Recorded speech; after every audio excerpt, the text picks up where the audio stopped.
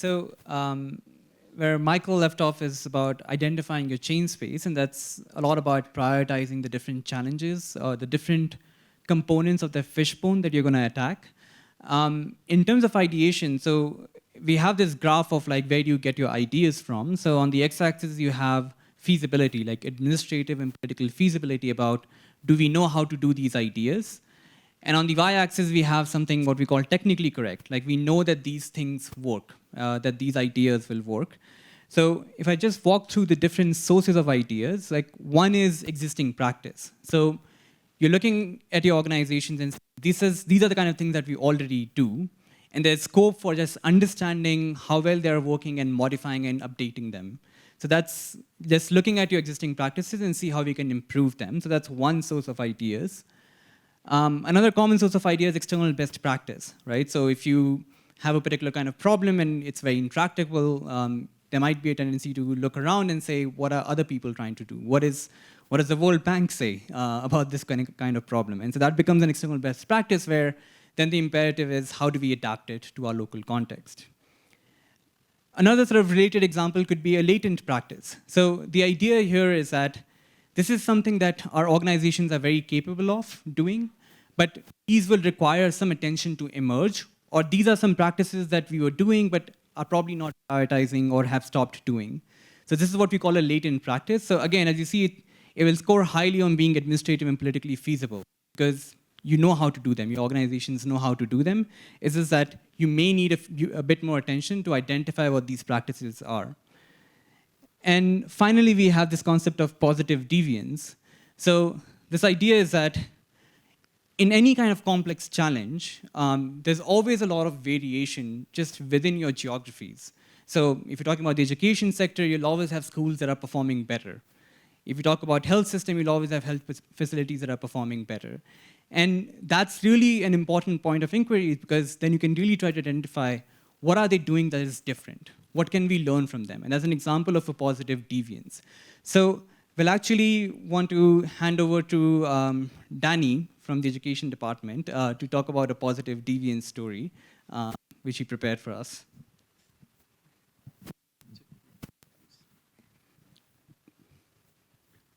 Do you have that slide? Okay, my name is Danny Lindo. I'm the principal consultant of the project management unit of the education department. So I guess the team had asked us to give us a short example of our positive deviance. So I guess this is the closest example we could come up with. So one of the challenges, like, could you just continue? One of the challenges we had, the system has had for a long time is how do we have a lot of legacy issues with regards to teachers. So there are a lot of untrained teachers. Maybe at the point when I joined the department in 2015, there were like something around 50 to 60% untrained teachers. Means untrained meaning not having professional qualifications. So we had an eye on that problem. How do we train them? How do we develop professional development skills? Because they've not gone through a professional learning system. So they're there, you can't get rid of them. I mean, you can't wish them away, but we have to work with them for a while the system corrects itself. So we obviously had to deal with the traditional role of teacher. You know, they sit and deliver lectures and classes. Then you have challenges in terms of they don't know pedagogical tools. They don't know how to do assessments and all properly. So these are the things we were working with. So we had key components of change. When I joined, we had to implement this ADB assisted project called Supporting Human Capital Development in Meghalaya. It has a whole lot of components, one of the components being teacher training. So in teacher training, we tried to address this. We put a lot of emphasis on professional development skills for teachers, you know, teaching strategies, assessments, and so many things like student motivation and all. And we also had another kind of a state flagship program called Meghalaya School Improvement Program. There we developed, capacitated schools to do self-evaluation and prepare their own action plans and this and that. So where I'm going with this is that just, while we had focus on this, the changes we wanted was the intended outcomes are very clear. As individual, for the teachers, we wanted to improve the teaching skills. develop these skills, the digital learning skills, and all these at an individual level. As a community, we want to set up professional learning communities because most of these teachers serve in very rural schools, and one of the things that get most, I mean, you must have seen in your sectors, even I've seen in health departments, something called the professional isolation. You're so isolated, serving on your own, you don't really have a support system, you can't share thoughts, learnings, nothing, and you just kind of like stagnate. So how do we build these kind of things? These were the intended outcomes. So the positive deviance part of this is that, just go back please.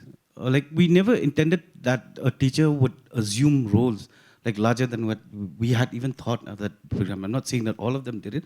Significant number of teachers did it.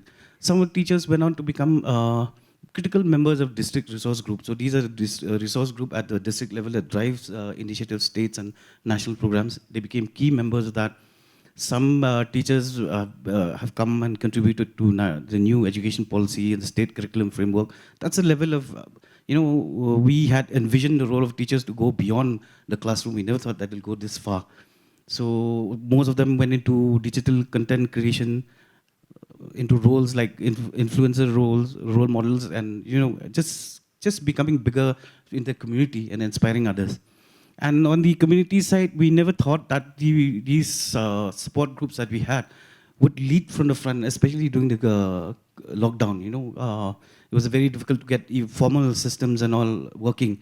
And these professional learning communities, they led from the front.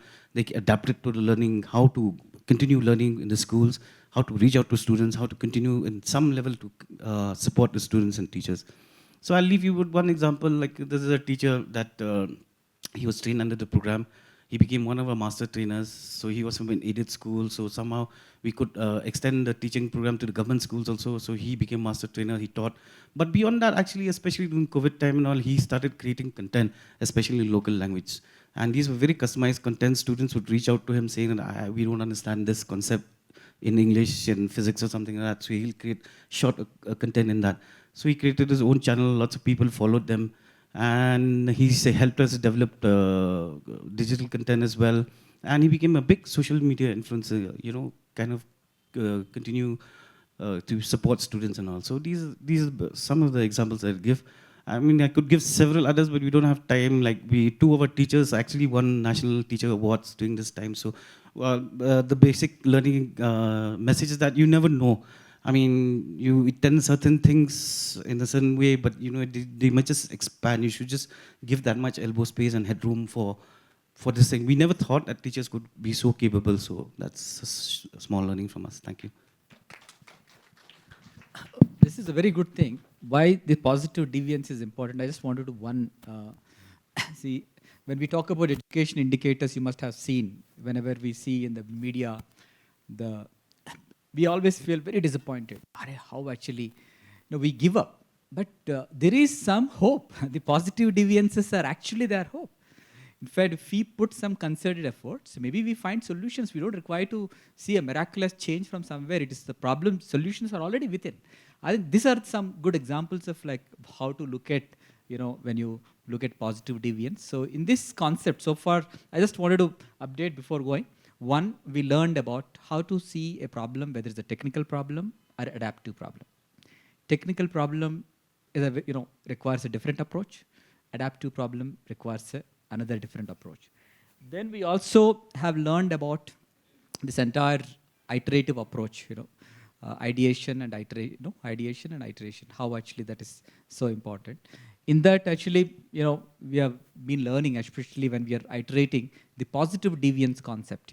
Look at the positive deviance concept. Here they have written very interestingly: celebrate, codify, and diffuse. So that's one best example for the COVID time. Vaccination hesitancy. I remember South Garo Hills did very interesting work. So in fact, the way they have done was very interesting, and that became a model for the whole state. So they have taken the model from election approach, how actually mobilizing entire people like an election mode, because election generally we conduct very well. So use the same approach, and they solved another problem. So it's something that I just wanted to share, Shyam.